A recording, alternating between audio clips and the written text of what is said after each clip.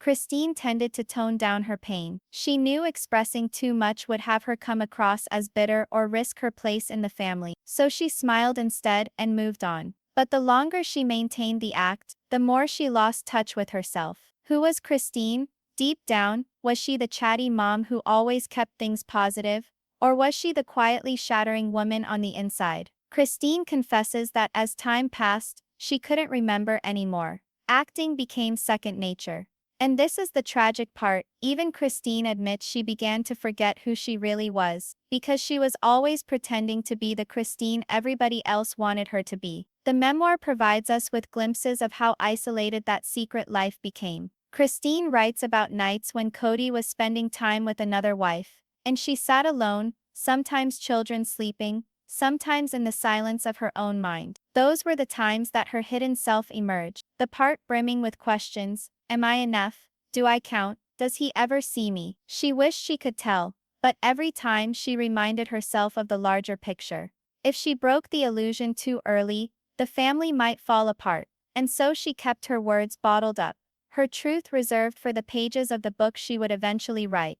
Can you imagine bearing that burden for years, smiling for millions of viewers, secretly wondering if your marriage was already over? Christine even confesses that to a certain extent, the cameras did function as an armor. While she was on, she could shield herself behind the character. She could concentrate on delivering what the viewers anticipated rather than going through her own grief. But when the cameras departed, the quiet was palpable. That's when Christine confronted the other existence, the one where she felt pushed aside of Kody's priorities, where she feared her kids were sensing the cracks, and where she feared she'd ever really feel chosen. The book discloses that this perpetual to and fro between public Christine and secret Christine was draining. It wasn't merely about concealing sadness, it was about keeping her authentic. And here's where it gets even stronger.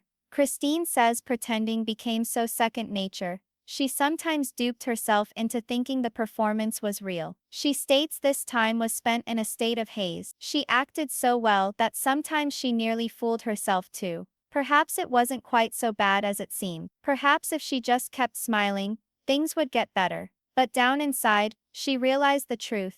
The dual life could not be maintained. She could not go on being two people at all times forever. The fissures were spreading, and eventually something would have to break. Christine does confess to having started a journaling habit during this period. Those personal writings were the only place she would ever give her authentic feelings a home. It was there that those journals laid the groundwork for what would eventually become her memoir, the sanctuary space where the real Christine could finally express herself. While fans believed Christine was always cracking up and keeping on, her private journals revealed a very different tale of uncertainty, heartbreak, and survival. Her memoir keeps us in mind that reality television gives only part of the story. It's edited, framed, and filtered.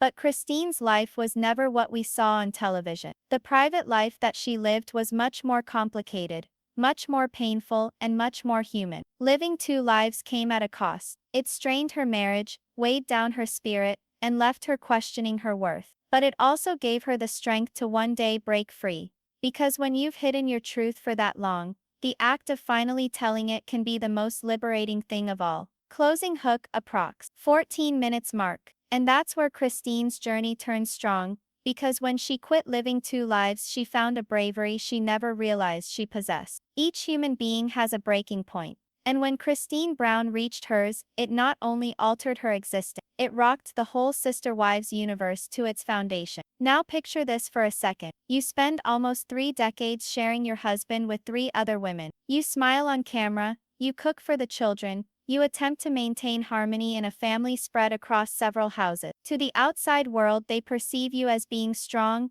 funny, and humorous. But internally, you're saddled with a weight of loneliness so enormous, it would lead you to question your own self-worth. That was Christine. And here's what will take your breath away. Her breaking point wasn't one big blow-up.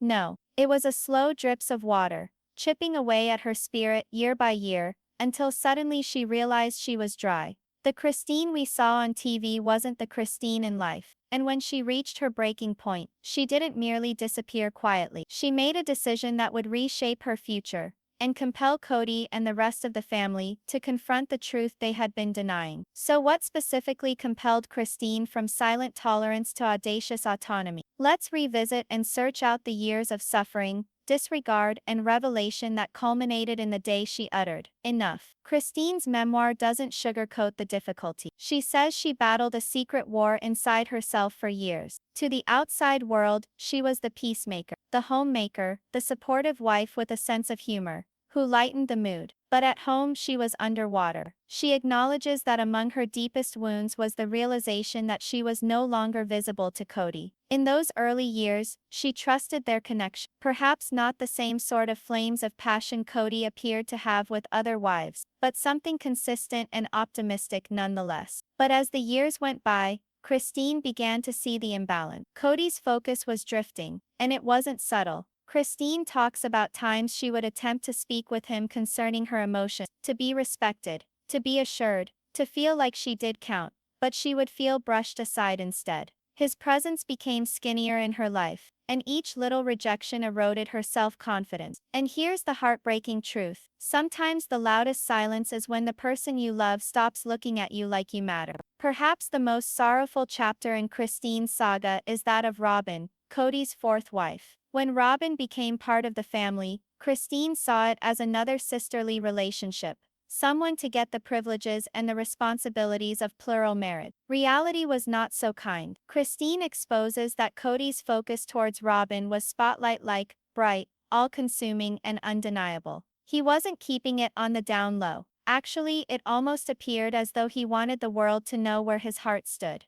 This was heartbreaking for Christine. She didn't want to be jealous, but how could she not be? She saw Kody defer to Robin's input, her desires, and her children. The difference was galling. Christine's children, in her estimation, were afterthoughts. And Christine herself, she was pushed to the sidelines. She remembers particular evenings when she'd sit and wait for Kody to arrive, only to come to the realization that he wouldn't. She no longer anticipated affection. And then she ceased to ask. Consider that for 1 second. What becomes of a marriage when one spouse ceases to ask for love, because they already know in their heart of hearts what the reply will be? Christine's breaking point didn't come quickly. It was years of swallowing her pain. She had mastered the art of wearing a mask. When the camera was on, she was funny, cheerful, and carefree. She was adored by fans for it.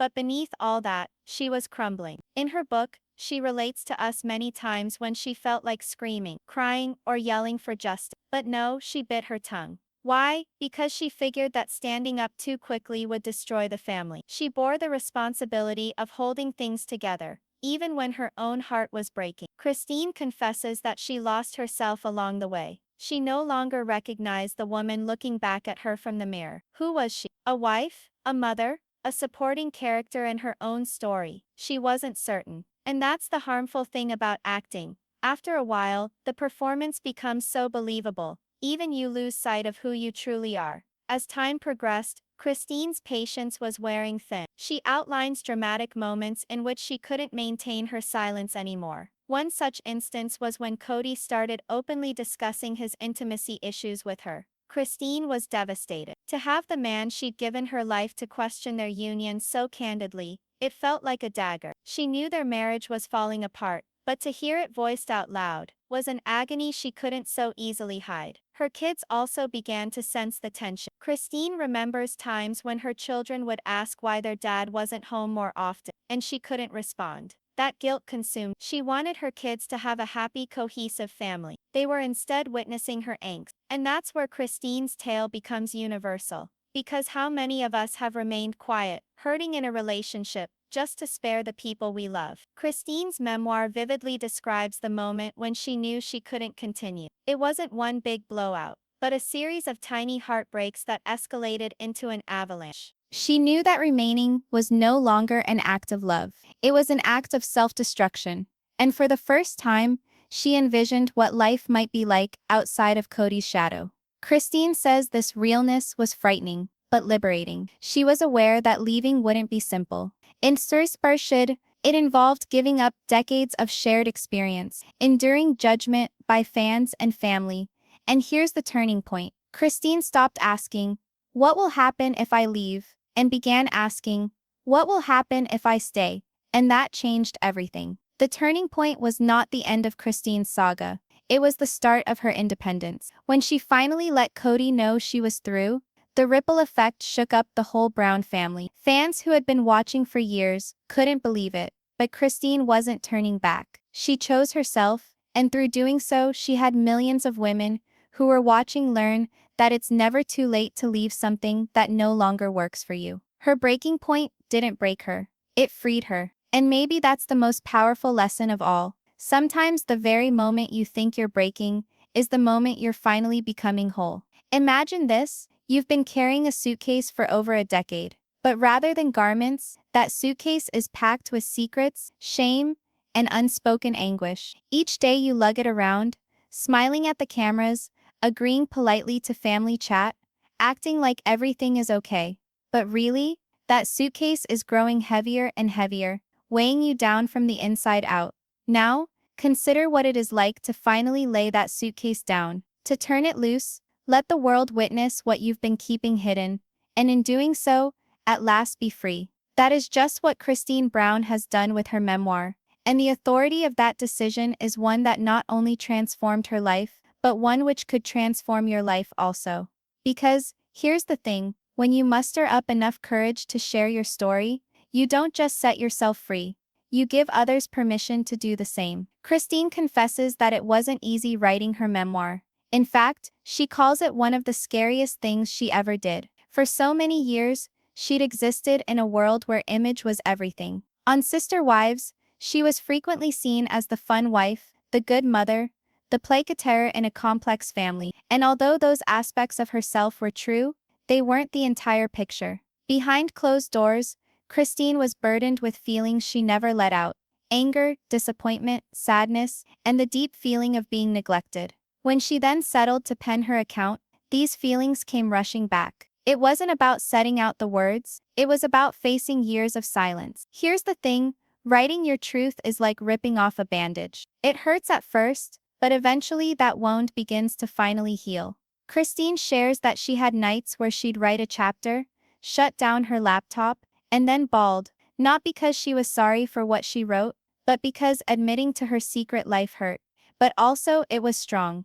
Every chapter was a move closer to taking back herself. She talks about sitting at her kitchen table, often late at night, reliving things she believed she had put behind her. The conversations with Kody that made her feel small. The attempts to communicate her needs that were brushed aside. And perhaps most painful, how she talked herself into it for years, that her feelings didn't matter if the family remained intact. Christine confesses she came close to not following through with the book. Fear of fallout was genuine. What would the fans do? What would her kids do? What would Kody do? She had been subject to a narrative revealed on national television for more than a decade, and now she was going to reveal a part of that narrative nobody had ever seen. But Christine considered the women who may be observing her path, the women who felt unseen in their marriages, or stuck in a life that appeared perfect on the surface, but was hollow in the core.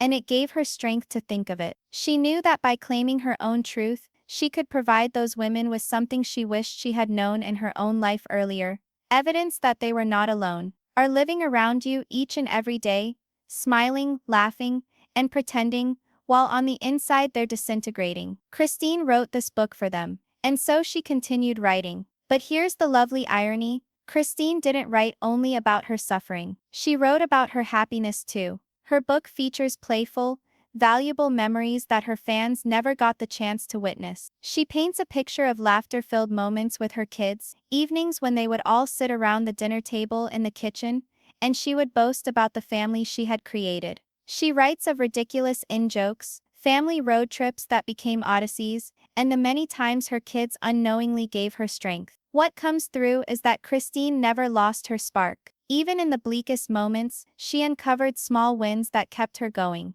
Whether it was completing a task around the house, marking a milestone with a child, or just finding a quiet moment for herself, these small victories were important. They became fuel for the larger change that was on the horizon. Putting the memoir into words helped her to view those moments differently. It was a reminder that she wasn't what she had been through. She was what she had survived, and how she had loved in spite of not having it loved back in the way that she required. And here's where it gets even stronger. Christine came to see that her memoir wasn't simply about shutting the door on her past, it was about opening the door to her future. She tells that explaining her story in her own way provided her with a level of control she had not experienced in years. She was not being edited into a television plot for the first time ever. She was not being instructed to smile through the hurt or to keep the peace. Every word was hers. Every story was hers. Every truth belonged to her. That freedom was a healing in and of itself. Christine explains that with each page that she wrote,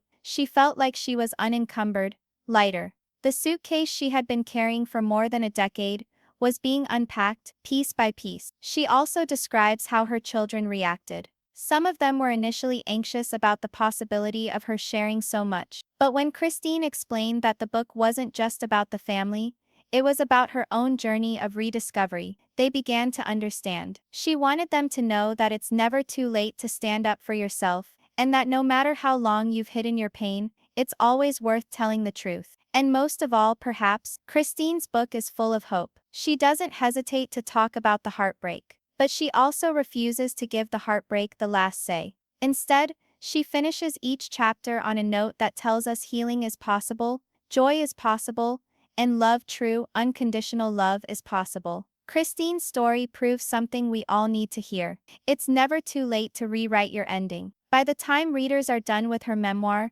they don't merely leave with a greater insight into her life, they leave inspired to see their own lives differently. Because if Christine was brave enough to speak her truth after all those years of keeping quiet, perhaps they can too. Christine named her memoir Sister Wife, a memoir of faith, family, and finding freedom. And that is no coincidence. It's not being a wife. It's about the faith involved to stick it out as long as she did, the family that supported her, and the freedom she eventually gained for herself. And thus, writing her tale became more than a healing act. It became an act of rebellion and empowerment. For Christine, writing down her life was like planting a flag and declaring, "This is who I am. This is what I've endured.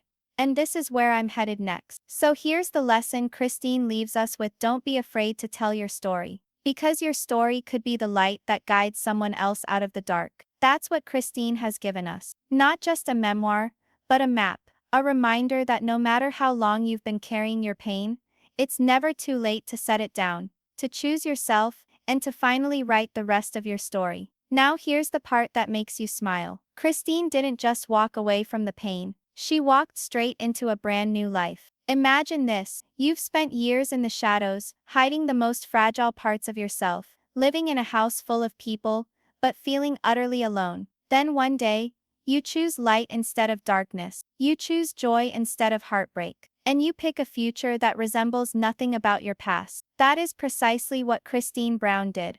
And this, right here, is where her story shifts from survival to triumph. Christine's new life did not occur overnight. It took a process, one that was marked by uncertainty and exhilaration. Once she had exited Kody, Christine might have gone the route of bitterness or silence. She might have stepped back, remained private, and faded into the background of reality TV lore. But instead, she did something that was so much more courageous. She built her life back up piece by piece, and she let the world see her change. Hook at 2 minutes. What does it mean when a woman finally chooses to stop surviving and begin living? For Christine, the answer was freedom. Freedom she had never known before. Her freedom came in small, ordinary ways. She could all of a sudden make decisions for herself without sacrificing. She returned to Utah, near family and friends who had always been there for her. She began to decorate her house the way she wanted it, cook meals that brought her pleasure,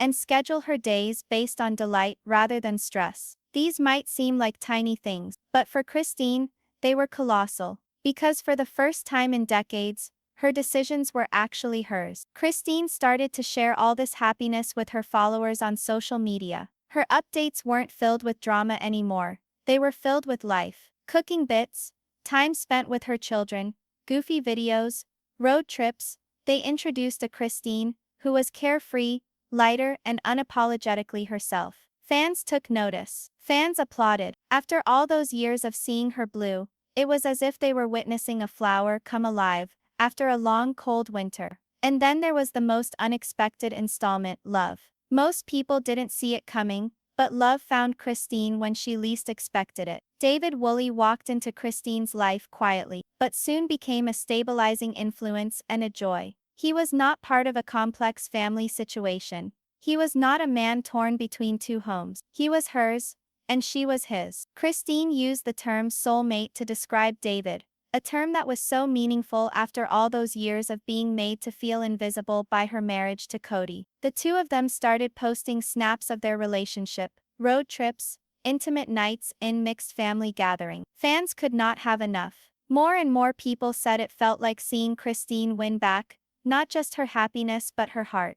Their romance progressed fast. Christine and David were engaged in a matter of months, and before long they got married in a stunning wedding that brimmed with happiness, laughter, and the type of love Christine had always imagined but never believed she would actually experience. Christine's wedding wasn't merely a party, it was a declaration. It was evidence that it's never too late to discover your happily ever after. On her wedding day, Christine was filled with self-assurance and serenity. Her children stood proudly at her side, accepting David into their family fold. The day was magic in the eyes of the guests, not because of the decor or the promises, but because of the unmistakable radiance on the face of Christine. This wasn't the woman we had grown to know over the course of the later seasons of Sister Wives, broken-hearted and lonely. This was a reborn woman. But Christine's new book wasn't solely about marriage. It was about creating a new sense of self. For years she had been defined as one of Kody's wives. Her narrative had been wrapped around his decision, his focus, his abandonment. And now Christine was finally an individual in her own right. She was Kody Brown Woolley, a mother, a wife, an author, and a woman who had established her own fortitude to the world. She stood over her memoir Sister Wife, a memoir of faith, family, and finding freedom, with newfound resolve. It had been a painful thing to write, but to share it was to find power. Readers didn't view only the devastation, only the healing, the strength, the woman who would not allow her tale to conclude in tragedy. Christine's book isn't just her story, it's a mirror for every woman who's ever felt unseen, unheard, or unloved. In the memoir, Christine looks back not just on the difficulties of her earlier life, but on the joys of her current one. She adds David moment, milestones with her children, and the peace she's finally discovered. She makes clear this isn't the end of her tale, it's the start of something significantly different. Today Christine is doing well. She goes on trips with David, spends time with her grandkids, and creates memories that are not associated with the hurt of yesterday. She speaks freely on her platforms, no longer hiding behind masks. Her followers, who followed her for more than a decade, feel like they are seeing a friend succeed at life. So what's the actual takeaway from Christine's story? It's this: you are never too old, too broken, or too late to start anew. Her tale isn't merely a reality show plot twist, it's a second chance anthem. Christine is a testament that letting go of what's hurting you isn't failing, you've just chosen yourself. And sometimes that choice creates a life more stunning than you could have conceived. As the credits roll on this season of Christine's life, one thing is certain: the secret portions of her life are no longer secret. She's living authentic, with joy, with boldness, and she's inviting all the rest of us to do likewise. And perhaps that's the true rest of the story. Because sometimes the most courageous thing you can do isn't just to leave, it's to start over. Christine did not merely leave a marriage, she left a legacy of strength. She did not merely close a door, she opened a brand new book. And for anyone who is watching, feeling stuck, forgotten, or silenced, Christine's life speaks the truth. It's never too late to find freedom, to find love, and to find yourself.